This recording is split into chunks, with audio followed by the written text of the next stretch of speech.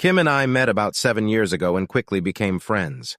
We both grew up in the Midwest where we were God-fearing Christians who put only God before family. We enjoyed going to church every Sunday and making plans for our future. I was a successful engineer with a promising future, and Kim sold accounting software for a large technology firm based in Atlanta. Before we got married, my mom and dad bought me a 3-bedroom house after I graduated from college. They made a lot of money and wanted to share their success with others while they were still alive. Most people pass on their earthly possessions when they die, never being able to enjoy the happiness of the gifts they can give during their lifetime. Mom and Dad shared their blessings while they were still alive and enjoyed their shared happiness. Kim and I got married a little over 5 years ago and have been on a perpetual honeymoon ever since. Our sex life was great and we made love at least 4 nights a week. We were soulmates and all our friends were sick of how close and loving we were to each other. We were lucky enough to give birth to 2 beautiful blonde twin girls, and after their birth, our lives changed for the better. We devoted all our time to raising the girls and making sure they had a loving home. We had a lifestyle that others might consider boring. We ate at home most evenings, went out on Friday and Saturday nights, and went to church on Sunday. We were not interested in social life and fashion like other people our age. Kim wore conservative clothes at work and at home and indulged in anything sexual from my eyes only in our bedroom.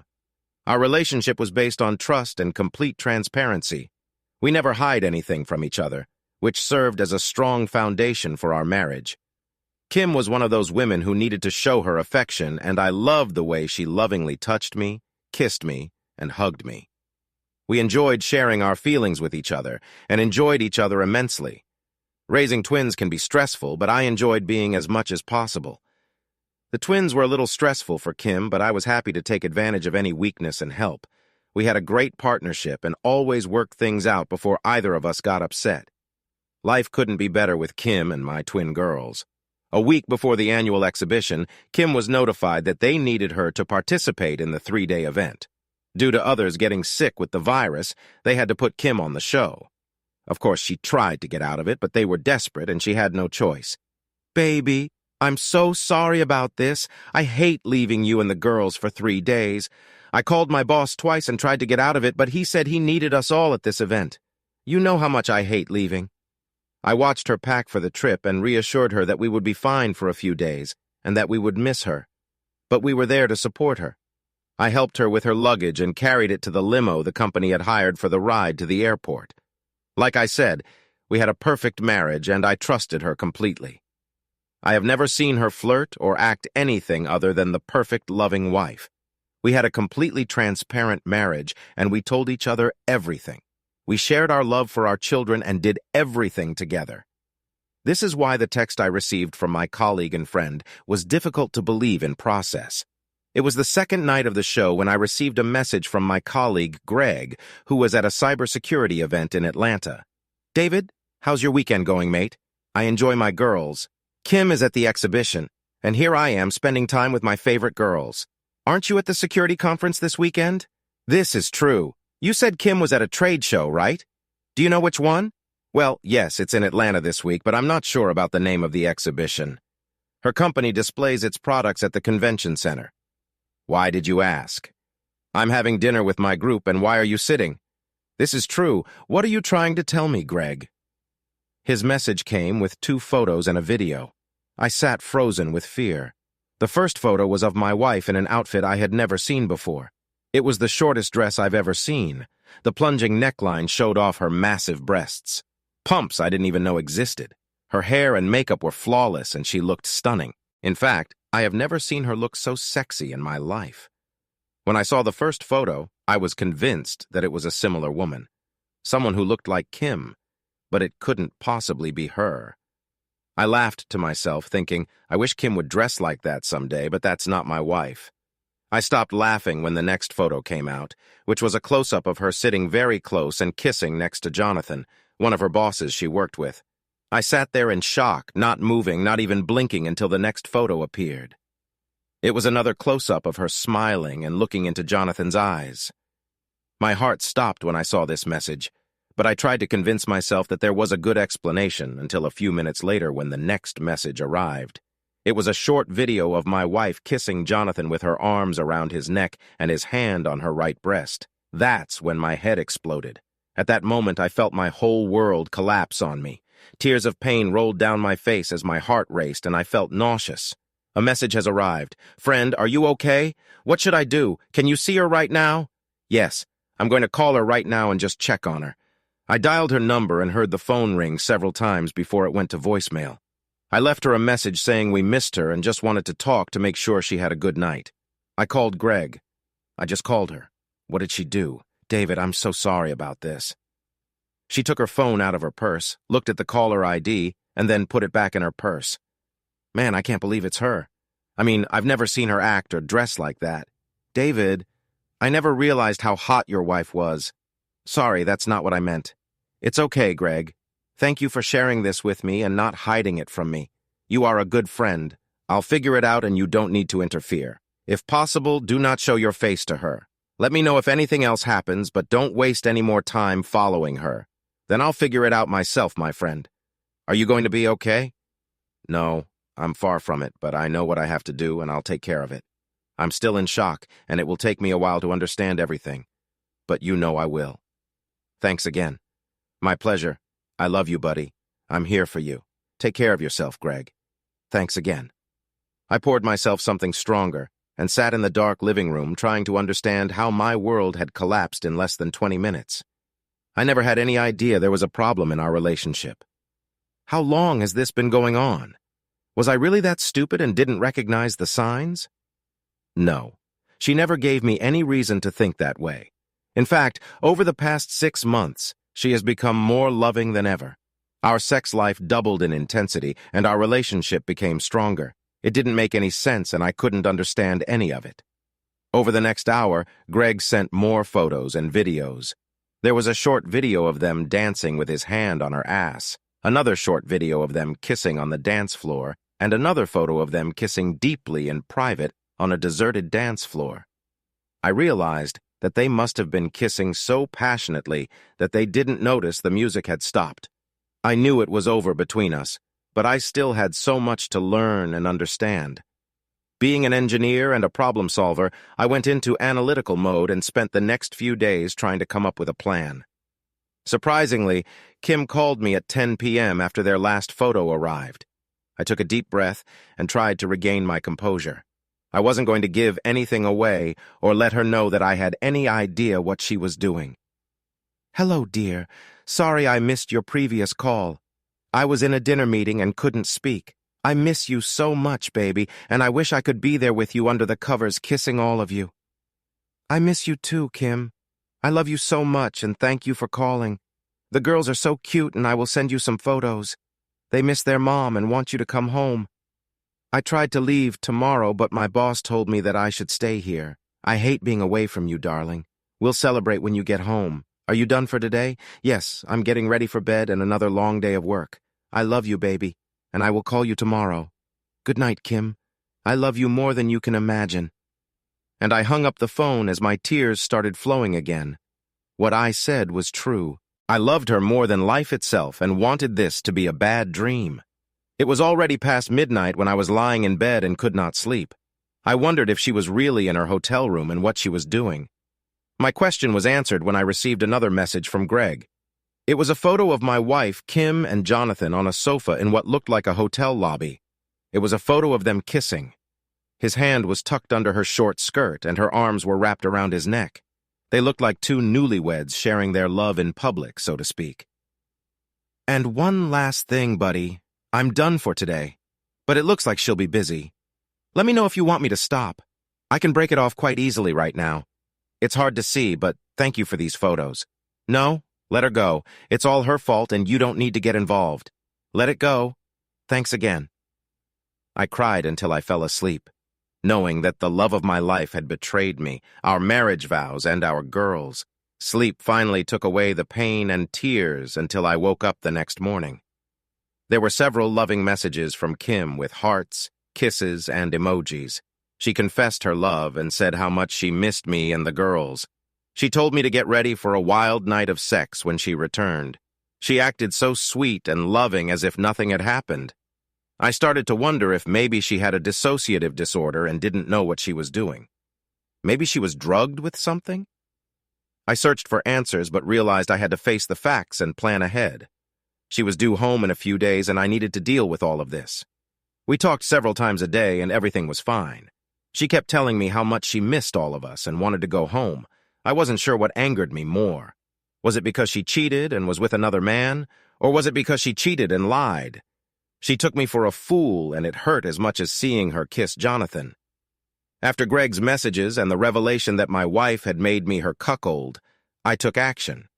Since I was the tech guru in the family, I added some software to her phone that allowed me to find the phone if it ever got lost.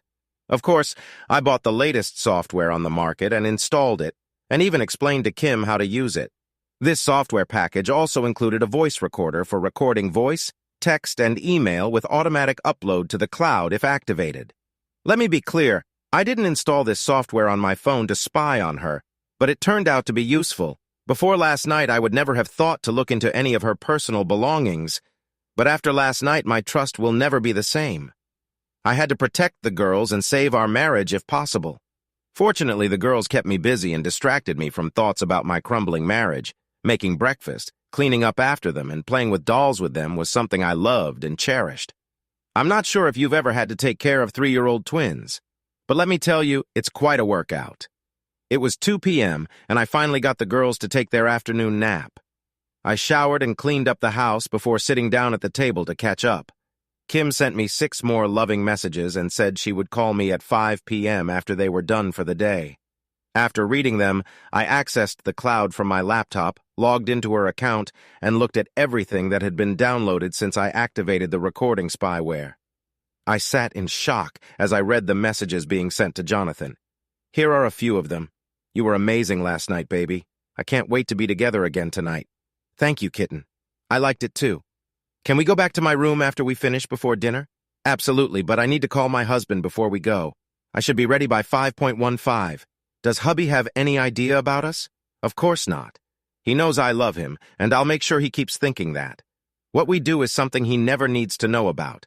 We've kept it a secret for over 6 months, and he has no idea. I know how to handle him. Don't worry. I had to stop reading because my anger was becoming all-consuming. Kitty? Did he call her kitten?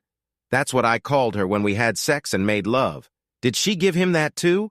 Was I really that stupid and had no idea? What kind of fool was I? I dropped my laptop on a chair, jumped up, and screamed.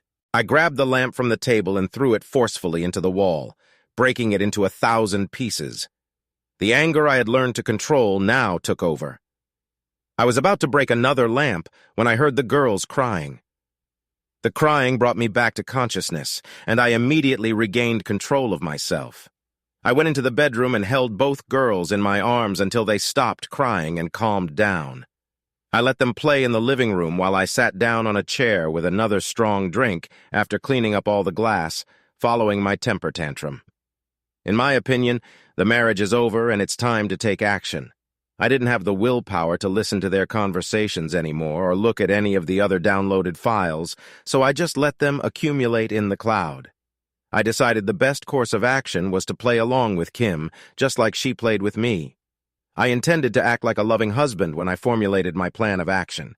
My immediate plan was to contact a divorce lawyer, a private investigator, and figure out a way to maintain custody of the girls. Girls were my main concern and the only thing that mattered to me in this world. Hi, baby. How are the girls doing? They miss their mommy. Oh my God. They are all I think about all day long, and of course you too.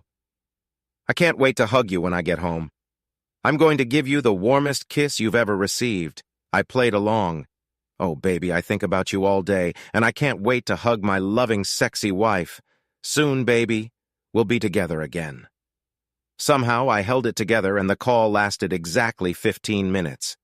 At 5:15, she ended the call and said, I love you, David. I need to go now. The bus leaves back to the hotel, and I need to leave. I'll write to you later. I love you. Another easy-to-tell lie. She was definitely good at it. I love you too, baby, more than you'll ever know.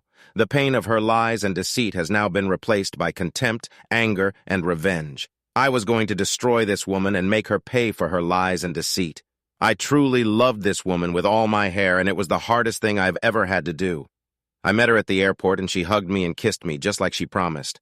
Either she was a better actress or she really loved me that much. While she just using Jonathan for sex, I continued to be confused by her antics. She spent in power with the girls and enjoyed being with them.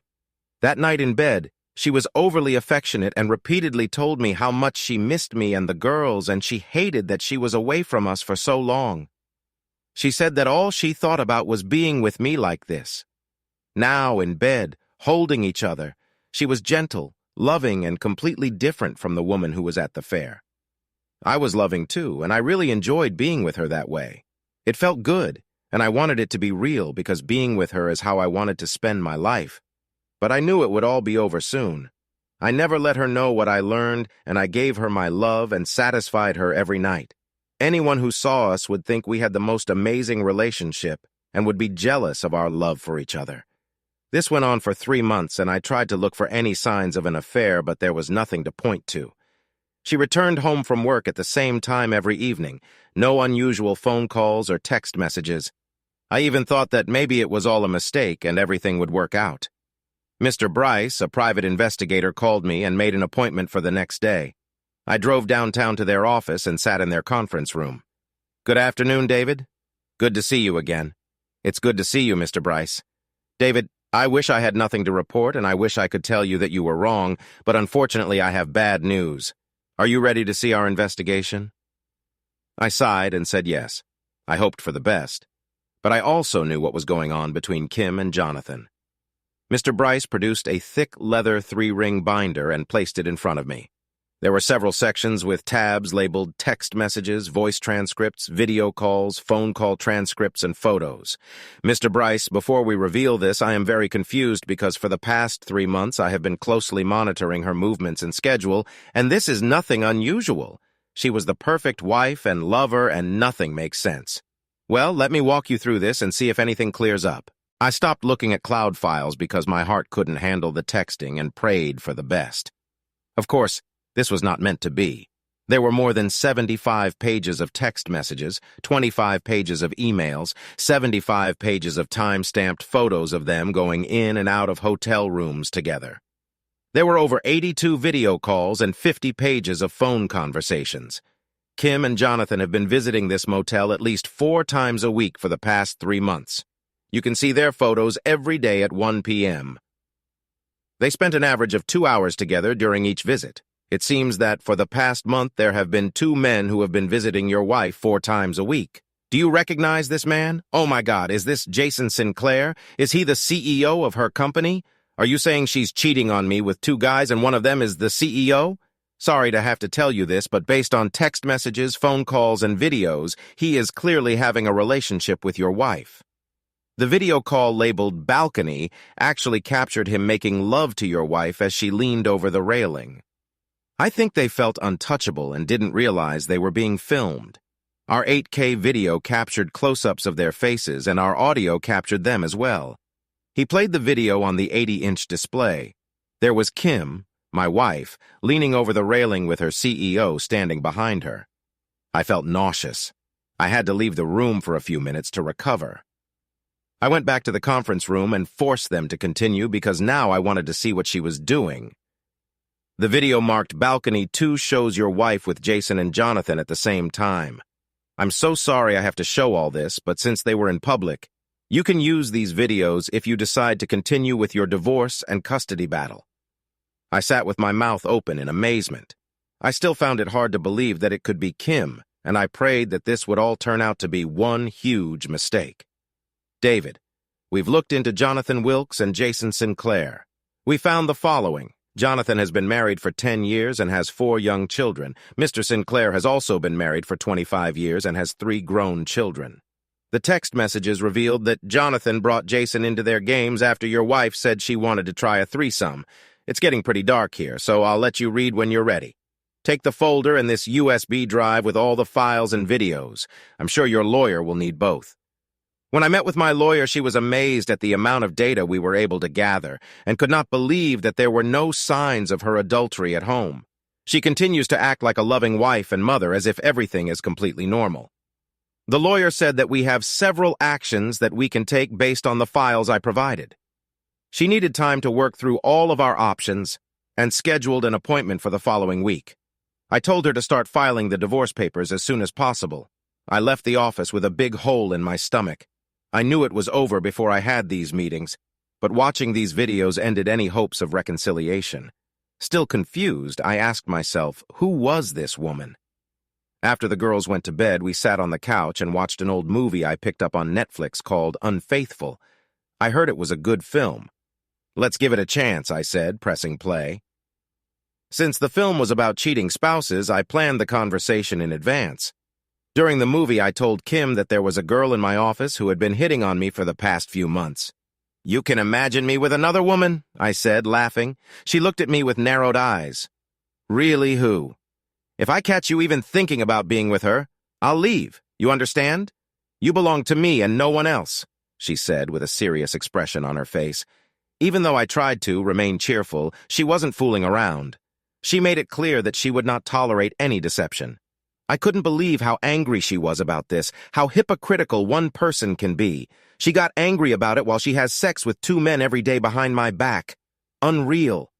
"This is driving me crazy, David. Why didn't you tell me about her before? What is her name?" "Kim, relax. She is an intern, a young girl who loves to flirt." I completely ignored her.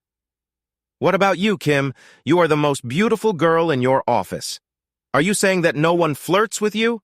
Of course not. They all know that I'm married and that I would never cheat on you. So, during our entire marriage, you never thought about being with another guy or did anything like that. I mean, even a friendly kiss. Have you ever cheated on me, baby?" Now she was truly angry. "Are you kidding me? Did you really just ask me that? I constantly tell you how much I love you. I am always with you and I could never think of being with another man. You're an ass. I can't believe you asked me this." I apologized. I agreed with her and continued watching the movie. I smiled to myself, thinking that she should have become an actress because she was so convincing that I even doubted myself. No wonder she was so good at her job, I thought. After things had calmed down a bit, she pressed herself against my shoulder again and I felt the time had come. I picked up my phone, opened the text app, and selected a photo of Kim and Jonathan kissing on the dance floor with his hand on her ass.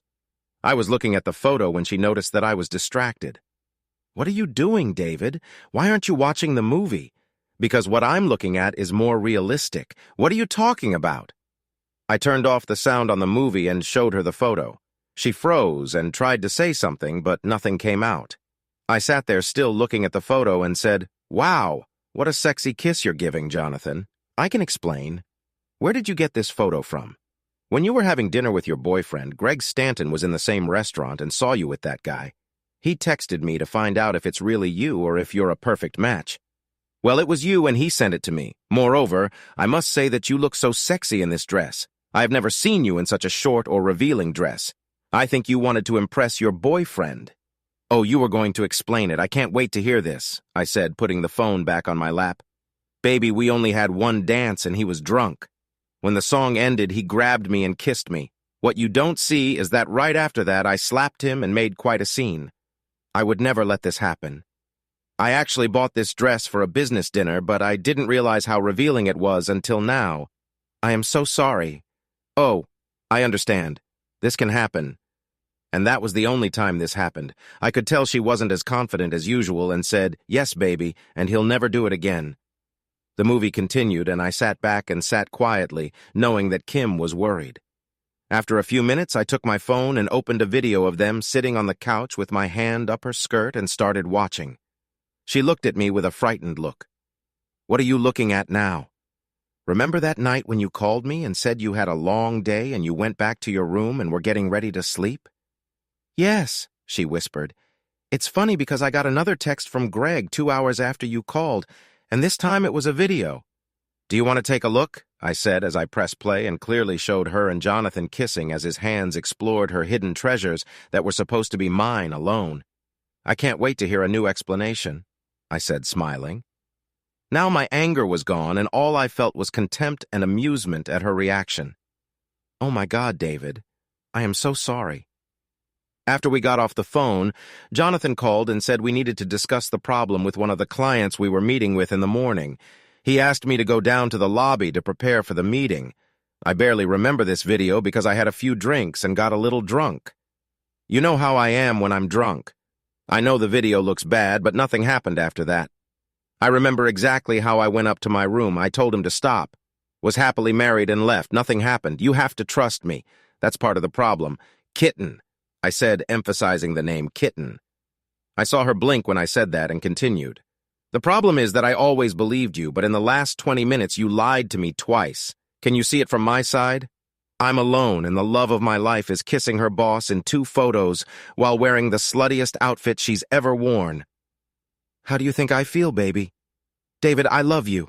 This was 3 months ago. Why didn't you say anything earlier? Honestly, I wanted to see if you would tell me yourself. I wanted to make sure my wife was as honest and transparent as we have always been with each other. But now I understand how things are between us. Are you lying about anything else? Are you having an affair with him? You love him? Now I was playing with her and enjoying her confusion and acting. She started sobbing and kept telling me how much she loved me. Kitten, please stop telling me that you love me so much. I'm sure you love me and I still love you, but that has nothing to do with these photos. I need to understand why, and is there anything else you're lying about? I said, pressing the recorder button on the phone without her knowledge. David, listen to me. Nothing happened. Yes, I think I kissed him like you saw, but that was it. And every time I told him to stop. I'm not sure what Greg saw or told you, but you have to believe me. Okay, stop crying, baby. I believe you. However, I am confused by the way you were dressed. I mean, you never wear anything like that for me, and you never do your hair and makeup like that either. Did you do this for him? You haven't answered my question. Do you love him? Do you want to leave me for him, Kim? Please, I need to know the truth. The sobs resumed. No, David. I love only you. I never want to lose you. Nothing happened. And I don't know why I dressed like that. This is so unlike me. Maybe it was because all the other women dressed similarly, and I wanted to look just as good. I don't know for sure. I was a little unsure of myself. I think I can understand that, and it makes sense. But why didn't you tell me about Jonathan and your closeness? Since nothing actually happened, and I put an end to it, I didn't want to upset you. I mean, he's my boss, and I couldn't afford to lose my job if anything happened. If something really happened, I would tell you right away, you know? I kissed her and held her gently, letting her cry. This was just the beginning of a month-long episode of playing out my revenge. That night we made love, and I enjoyed her amazing skills, aloof as her husband, and thinking of myself as one of her sexual partners. I wasn't going to deprive myself of her body and warn her about something unusual. The acting here was impressive, but at that moment, I didn't care anymore. She was more passionate than ever, trying to convince me that I was her only love. This continued for the next few weeks every night. Her acting skills were on point, and I just enjoyed the show. The next morning, I did go to the Cloud to see if she had any correspondence with Jonathan, and of course she did not disappoint. Oh my God. Someone took photos of us at the fair and sent them to David. His friend was at the restaurant and saw me without David. A few kisses and good sex is all I ever needed to give him. Be careful, baby. We agreed that tomorrow we will meet there at 1 o'clock in the afternoon as usual. Cannot wait. Too much time has passed. I love you, baby. I love you too, kitten. This was the last message, and I sat in silence, thinking about all this. Yes, obviously I was the biggest idiot in the world, but revenge is sweet, and I walked the scorched earth. But I took the time to enjoy Kim's antics and see how many more lies she would tell. The first thing I did, of course, was take care of my financial situation, transfer funds, closed accounts, and so on. I left my main Visa card open and lowered the limit to $2,500 to control any damage it might cause, since Kim had no idea how upset I was. She never thought I would change anything. I confirmed to the lawyer that since the house belonged to me before marriage, I would not have to leave the house once she was notified. Of course, I prepared the infamous email that I eventually sent, including video, text messages, and photos to all of her friends, family, and work colleagues. I also created duplicate 3 ring binders from my personal account for Mrs. Sinclair and Mrs. Wilkes to share their pain. I would post this at the same time everyone is notified and cases are being filed. I asked my lawyer to prepare to file public civil lawsuits against both Jonathan, her boss, and Jason, the CEO of the company. Since the company was one of the largest technology companies on the East Coast, my lawyer was thrilled to have the CEO involved. We were going to make them a settlement offer before going public with how the CEO and managers were sexually harassing their employees. We worked with child guardian services attorneys to obtain full custody of the children and prepared the documents, file, and binder for the investigation. Over the next few weeks, everything seemed normal. We loved children and spent time together every day as usual. We went to dinner and discussed everything, avoiding the big elephant in the room. I'm sure my silence on the matter drove her crazy. Not knowing what I was thinking must have been exhausting. I decided to have some more fun with Kim and asked a few questions. So, Kim, did your boss take any steps against you after the fair? Do you want to tell me something? From her conversations with Jonathan, I knew that they still met every day at the hotel. I wasn't sure how she could control herself and lie so easily. It was funny to watch her reaction, and now I can even tell when she was going to lie. She calmly answered, "No, nothing at all. It's weird because we both act like nothing happened, and it's true, nothing actually happened. He was a total professional, and we rarely even talk because we are so busy with our projects. I just sat there with a cheeky smile, still amazed that the mother of my children and the love of my life could lie to me so easily." That night, I released the last of the anger that was still bubbling inside my body. I challenged her and took full advantage of her that night. "Oh my God, David, what came over you? You are a wild man today. I have never seen you so rude and unbridled. I liked it. What a nightmare," I thought. I knew this would be the last time before all this shit came out tomorrow, and I was going to take as much as I could from my soon-to-be ex-wife. That afternoon, the sheriff walked into the offices of Tricom International and demanded to see Mr. Sinclair. A few moments later, Sheriff Clark entered Sinclair's office and handed him an envelope. "Mr. Sinclair, you have been notified." A second later, he was alone in his large office, holding an envelope in his hands, and fear took over his entire body. After he read the complaint for the third time, he immediately told his secretary to invite Jason to his office. While his secretary was calling, Jason had just been served his complaint from the same sheriff. He hurried into Sinclair's office, and they both stood there, shocked and confused. "What the hell? How did this happen, Jason? If my wife finds out about this, I will be ruined. It is your fault. You told me this bitch would never leave us. You fix this, Jason, or I swear I will destroy you and your family. You understand?" Sinclair was a man not to be messed with. A ruthless street man who had worked his way to the top of this multi-billion-dollar organization and had no intention of giving up.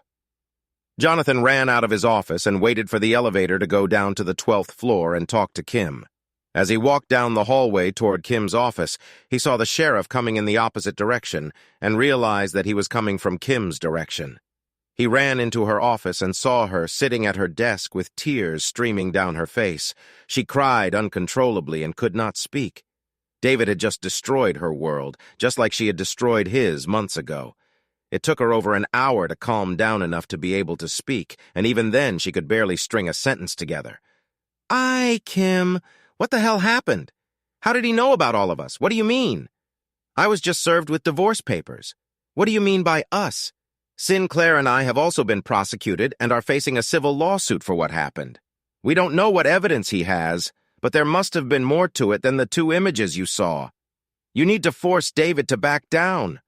Otherwise, Sinclair will destroy us and my family. Oh my God, this is bad. It's horrible.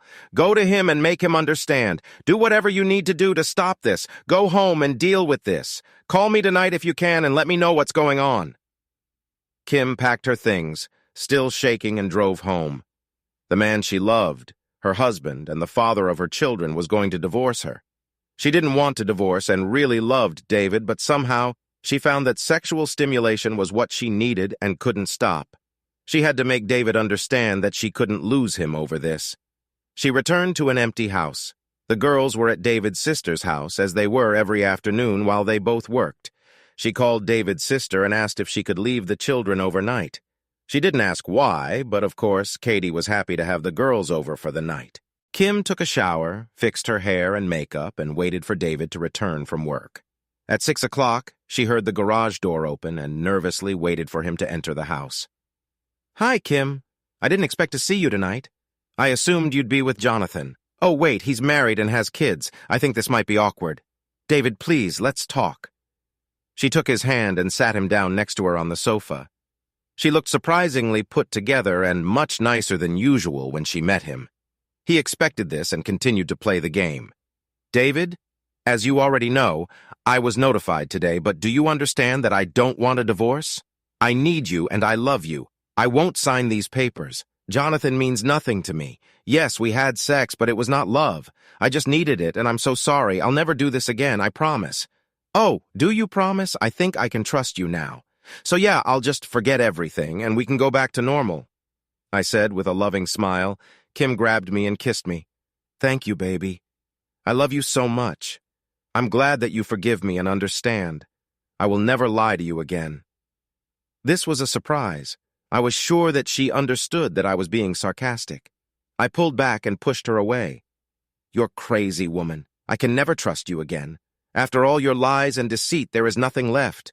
I gave you so many chances, but you continued to lie, fool me, and ruin our lives. I know all about your daily hotel lunch meetings with your bosses. Did you really think that I would take you back after what you did? Have you ever thought about the harm you're doing to girls? There's no way I can close my eyes to this. But you have to. And why are you going after Sinclair and Jonathan? Well, your fuck buddies are also your CEOs and CEOs of a multi-billion-dollar company. After I leave your ass, I'm going to need money to properly support the girls, and considering they're partly responsible for destroying our marriage and my life, I'm going to destroy them too. I intend to destroy their family, harm them financially, and use them the way they used you." Kim had never heard David talk like that, and she had never seen him so angry and focused. The gravity of the situation finally dawned on her, and she realized that she was no longer in control of the situation or her husband. All she could do now was beg. So with tears in her eyes on her, she held David's legs and begged for forgiveness. David really felt sorry for her, but his rage overcome this weakness, and he carried her to the sofa. In a soothing voice, David addressed Kim as if she were a child. "Listen to me, Kim. You need to pack your bag and go to your mom's house for a few nights. Find a lawyer, and then we can set up a meeting to discuss everything. In the meantime, a word to the wise, I advise you to stay away from Jason and Jonathan. Things are about to get ugly." Later that evening at her mom's house, she explained that she and David had gotten into a little fight and needed to be with her for a few days. At 11 p.m. that same day, she called Jonathan on his cell phone. Jonathan asked her to wait and quickly connected Jason with a three-way call. "Jason, are you here? Kim, are you there?" Yes, we are here." Sinclair began the conversation. "So, Kim, did you manage to persuade him to give up the lawsuits and the divorce?" "No, in fact, he kicked me out and warned me to be careful because it could lead to trouble." Sinclair shouted into the phone, "Jesus Christ, Jonathan, what have you done?" "Kim, you're a fucking bitch. I swear I will have you and Jonathan killed if my family finds out about this. I don't care what you do, but make it stop," Kim cried. "I can't do anything. He is out of control and won't listen to anything I say. He doesn't even answer my calls or texts." Sinclair spoke up. "Jonathan, you need to fix this. Make an appointment with David and have him meet us at a bar somewhere. Anything loud and the noisier the better. Kim, you will be there too and ask him to drop the lawsuit in front of us. If he says no, then Jonathan and I will explain how harmful it will be for him and his family. If he doesn't back down, I have people tasked with fixing things like this, and I won't hesitate to use them to keep this show from turning into complete crap. Jonathan, do you understand what you need to do?" "Yes, Mr. Sinclair." "Kim, you know what you have to do, right?" "Yes, Mr. Sinclair. Do it and make it happen tomorrow afternoon. We don't have time to waste. Make an appointment tomorrow." Sinclair disappeared. Kim and Jonathan hung up after a few minutes mulling over the situation. That night, when David heard the call, he was not surprised by their desperation and made his own plan. As expected, Jonathan called David the next morning and asked for a meeting to discuss a settlement. He said to meet him in the courtyard at 6 p.m. that same day. David agreed, and at 4 p.m. he was in his private investigator's office, preparing to meet with Jonathan. They have used the latest technology with noise-canceling technology to focus on the frequency of the voice and get clear sound even in noisy environments. A private investigator will also be there to film the meeting as a stand-in for the event. David entered at 6 p.m., deliberately making them wait for him and adding a little extra time for the private investigator to locate his video camera. David saw Kim and approached the group. "Kim, I'm surprised to see you here with your boyfriends, but I think we know what your alliance is. Gentlemen, what can I do for you? Why are we here?" Sinclair spoke. "David, I'm Jason Sinclair, and I asked for this meeting. Sinclair, you look completely different in real life. These videos don't do you justice. I can't say that I'm pleased to meet you. Yes, that is exactly why we are here. This is Jonathan Wilkes." "Jonathan, the man who had sex with my wife and destroyed my marriage. I can't say I'm pleased to meet any of you." Sinclair spoke up. "I don't blame you for your anger. Believe me, if I were you, I don't know what I would do. But whatever it is, we need to discuss something. Come on." "What's on your mind?" said David. "We want you to drop the lawsuits you filed against me, Jonathan and company." "Funny, that's all?" "Oh no, sorry, I can't do this. Someone has to pay for taking away the most important thing in my life." Looking at Kim, he added, "The only woman I have ever loved and the mother of my children. I can't imagine life without her." Kim began to cry when she realized how she had destroyed the most important things in her life. "What will it take for you to stop all this and bring Kim back? Name your price. First of all, there is no amount of money in the world that you could offer me to take her back. She betrayed my love, my trust, and the lives of our children for a party with you two idiots. This will never happen. I will drop the civil and corporate cases under 2 conditions. Number 1, I want $5 million compensation. Number 2, I want to meet both of your wives and Kim. You fully admit what you did. If you agree to these 2 conditions, I will stop business. Fuck you, David. I will give you $100,000 and you will have to sign an agreement that you will never discuss this with anyone." Sinclair leaned over and spoke quietly. "I can't put my family through this, and if they find out, David, I'll kill you. Kim told us your entire daily routine and making you disappear would be a piece of cake, so let's try again." He was shocked when David smiled and took a sip of his drink. "Well, I can reduce the amount to $4 million, but your families need to know what you did." Sinclair was dumbfounded. "David, you're writing your own death sentence. Think about it carefully. Drop the charges and take Kim back. It was just a fling. We can end this." David took out his phone and sent 2 text messages, opened his email and sent the email he had set up. All videos and images. Text messages have now been sent to all of Kim's friends, her family, and work colleagues. The 2 text messages David sent were to the couriers who were sitting in front of Jason and Jonathan's house awaiting his instructions. The message said, "Deliver the package." And within minutes, Mrs. Sinclair and Mrs. Wilkes now had duplicate 3 ring folders containing all the photos, videos, messages, phone calls, and evidence of their affair. Sinclair began to get angry and shouted due to David's inattention. "What the fuck, David? I'm talking to you. What are you going to say? Will you drop the charges? My answer to you, Jason, Jonathan, and my wife is go to hell." Just then, Jason and Jonathan's phones rang. Both their wives were talking on the phone. I saw Sinclair's face turn red, and he looked at me with angry eyes. I saw that Jonathan was in shock and actually saw tears welling up in his eyes. Kim looked at me and asked what was going on. I replied, "Check your email in a few minutes, and I think you will understand." Sinclair hung up the phone with his wife, pointed his finger at my chest, and shouted, "You're dead, David.